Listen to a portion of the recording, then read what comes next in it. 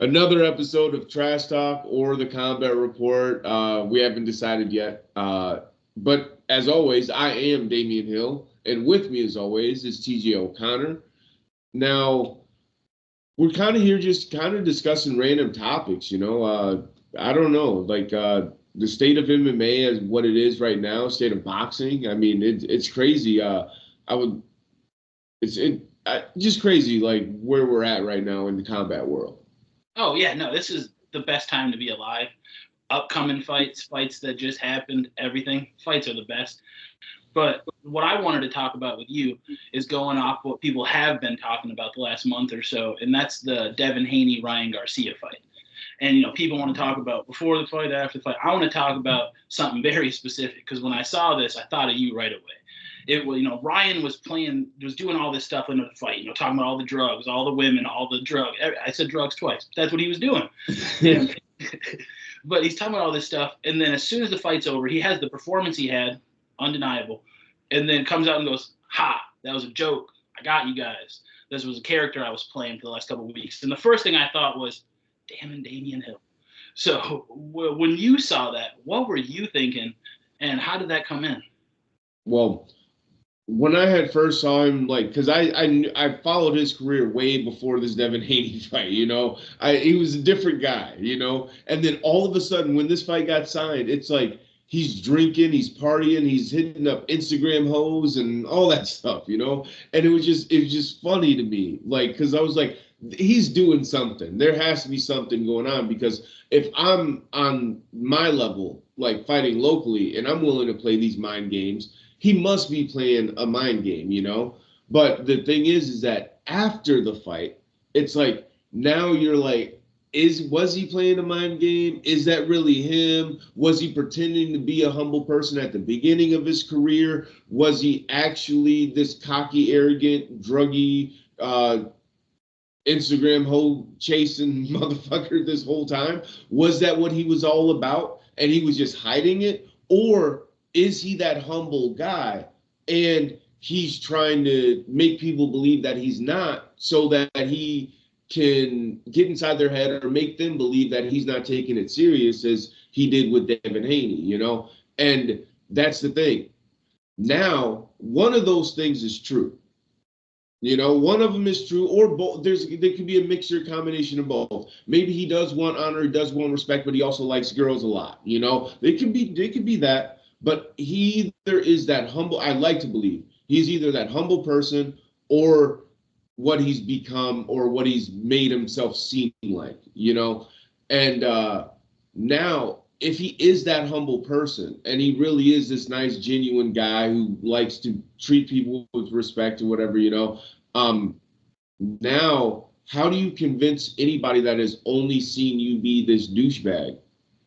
They've only seen that part of you. How do you convince them that you are, no, actually, that's not me. That's not me. I'm actually this really good guy? And then it was like, what do you mean that's not you? You did it. I seen you do it. You're capable of doing it. You're willing to do it. That's a part of you. How can you say that that's not you? And it's like, well, I was playing a character. Well, how do I know you're not playing a character now? And that's the deal, what he's going to have to deal with for the rest of his career now. The rest of it's going to stick with him forever. And it's one of those things that I've done to myself multiple times. Depending on who you ask, I'm a great guy. Then you talk to someone else who only seen me on social media, they'd be like, that guy's crazy. But that's the thing, is like, you have to be willing to deal with that, and both sides, like, because there will be some people that see through the BS, and there will be some people that will never even be able to get past it. First impressions are everything. They only saw, like, my first impression of Ryan Garcia was the nice, humble guy that was like trained and dedicated. And then he became this other person, and that's other people's first impression. And what am I speaking on? I hope that he is that humble guy because I had that first impression of him. No one else did. So maybe they never see him as that guy ever. I and how does somebody deal with that? And what does it mean going forward? And those are all just questions. I have no answers. because I don't even know what it means for myself. 1,000%. And it's almost like, and I'm on the Twittergram. I see some stuff out there, and I do see, Ryan sometimes will, interact with some of these pro wrestlers, and it's like almost like he's taking a page out of the pro wrestling book almost. He's like, I'm gonna go heel for a while. I'm gonna be the bad guy. And it's like you said, you have to embrace it, because now it's going to take for a worse guy to come to make Ryan look good, because that's how you get back over. When you're a bad guy, you want to go good. You need a badder guy to come over. So, I mean, he's in a weird spot where he's so young. I mean, he's made so much money, but he's so young that if he wants to continue fighting, he has over a decade potentially left of fighting time. So to see how this plays out, will he get his redemption story? Will he be boxing's John Jones? Like, I'm excited to see. Well, I wouldn't even call him boxing's John Jones. I would call it a recycling of Mike Tyson. Because Mike Tyson, everyone loved him when he first came on. He was humble, he was nice, and he was always talking about being a great champion, always talking about the legends before him and everything, right? And then all of a sudden he started drinking his own Kool-Aid, became Mike Tyson of the 90s, and then after everything had happened, all of he retired and everything he's done, started doing interviews, started making more appearances socially and everything, right? And now everybody sees him in a different light. Everybody does. So, and I'm glad that you brought up the pro wrestling aspect, because it's not like you can't change people's perception of you, but that's only if they're watching. Yeah. That's only so you have to have all the people that were only watching for that negative drama have to watch you for that positive aspect as well. But more people are attracted to negative than they are positive. So, I mean, it took what? Almost 20 years for Mike Tyson to finally be the Hangover movie between his last fight was. I don't know. That was at least 10, maybe 15 years, but maybe even longer. But this dude, it took a long time to redo what he had done to himself. And that might be the position Ryan Garcia's in, and even myself, I mean, I'm definitely in it. I know that. Yeah, no, I love the comparison. And as soon as you started talking about Mike Tyson in the 90s, I was thinking of that Colombian coffee creamer. And that seems to be the collaborating story with all these guys. So, I mean, it's definitely Took me a second. It's definitely a narrative to where, it sucks that it's a real person's life. But if he's in control, and he is controlling the narrative, like you said, then I'm excited to see how it plays out.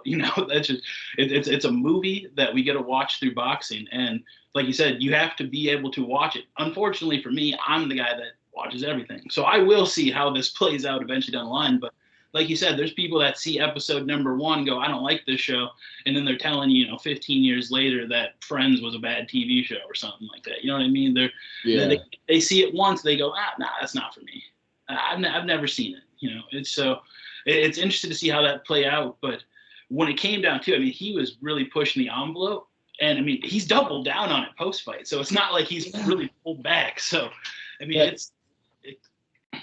Yeah, that's what I'm saying. It's like now, and it goes back into what you were saying earlier. Like, he turned full heel. Maybe he will play this character for a while and then finally go back, or even just mature, because, like, he is young. He is really young.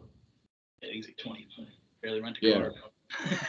Yeah, so I'm like, but yeah, I mean, besides like that, it's just something that I feel like even the guys locally, you kind of got to understand like what it's going to mean for yourself, especially when you don't have that much of a reach. If your only representation of yourself is on social media and you want to be perceived a certain way, understand that regular people don't care, and they're not going to be able to differentiate between you being a fighter posting on Facebook, trying to play a game or trying to get in somebody's head versus you as a person. Because you as a fighter versus you as a person, you are one and the same. You are the same person. Does not matter in anybody else's eyes, because if I say F you to my opponent, but I would never say F you to just a random guy on the street, how do I know?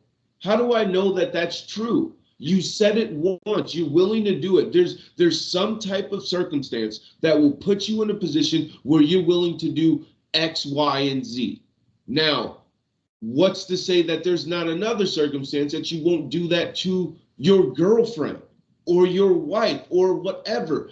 That is something that you have to take into consideration, because once you expose one side of yourself, or once you become something and you say, no, that's not me. No, that's always a part of you now. I never act like that, but you just did. So you do act like that. What if you do it again?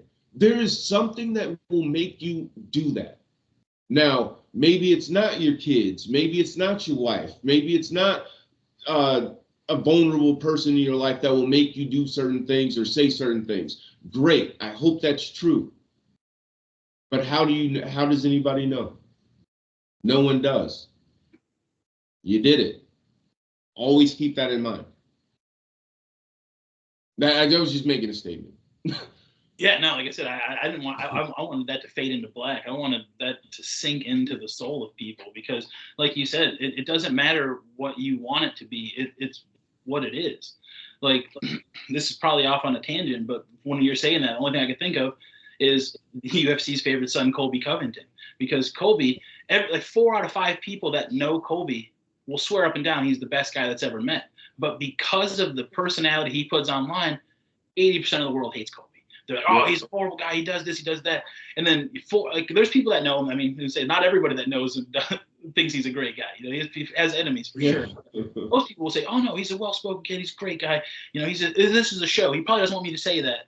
And it's like they've been saying that for years. Everybody knows that, and they go, yeah, but fuck him. You know. So it's what you put out there is what you will get, and that's figuratively and literally. Yeah, because I mean, he won the interim title, you know, never won the undisputed title. Where does he go after his career? How do you make people like you? Because now there's a thing where fighters only get the money when you're fighting. That's when the money's coming in. Sponsorship deals go away. The fights go away. You don't get paid unless you fight. So if you're retired, you're definitely not getting paid, you know? But you see so many other fighters continue this revenue stream after they're done. But that's because they were liked. Yeah. How do you undo this? Can you undo this? Is it worth trying? How much time and energy are you going to have to spend trying to undo this? You know, it's so much goes into it. So you got to ask yourself, is it worth it? And then if it is worth it, at what point is it worth it? Because if locally, speaking from a personal experience, maybe it might not be. Maybe you ruin some opportunities for yourself in the future. Maybe you piss off the wrong guy, and when somebody else says, "Hey, I want Damian Hill on my card," but then you have somebody else that says, "Oh no, this kid caused too much drama and too much chaos the last time I had him on my card," and then they pass you over. Now, and then on top of that, those are only the times that you hear about it. How many times does those backdoor conversations happen? You're not a part of it. Your agent or your manager is not even there. You're not even there. You don't even know what happened. But your name carries the weight that you brought to it. And the person who had that first impression of you spreads your name to other people and your reputation. Is that what you want? You know? And it's like, I've gotten a lot of fights, you know, as soon as somebody says like, oh no, we won't fight you, you know, you're this, you're that. I'm like, oh, you're scared. And that's the easiest one to go to, you know, or you're a bitch or whatever, you know. Once you make the other fighter mad, they're going to start asking to fight you. You're going to get the fight more than likely, unless they're smart. You know, if they're smart, they'd be like, no, you know what? I know what you're doing. You're trying to draw me in. If I take this fight, I'm only giving you what you want. You know, smart people will do that. Smart managers will know. But for the most part, that's what I would do. And do you think that made me any friends? No. I mean, I'm not even hating, but that's neither here nor there. But no, I'm just again, I'm like, I don't even know where I'm going with this. I just want to, it's a warning, I guess. No, I feel like this is something that you need to hear, because you hear these decisions, and I guess it topically goes back to how this started, is to bring it around, is, Ryan Garcia did make these crazy decisions that might have affected those backroom conversations for the rest of his life. But then we touched on again, how much he's reportedly got paid for those 2 fights where this did happen. So potentially it is what it is. So you have to find your level. Was it worth it? And I guess that's the question. Yeah, I mean, and with that being said, this has been Trash Talk or the Combat Report or something. But as always, I am Damian Hill. With me, as always, is TJ O'Connor. Like this video, subscribe to the Trash Talk with Damian and TJ page. And yeah, homie, what's up? Oh, that was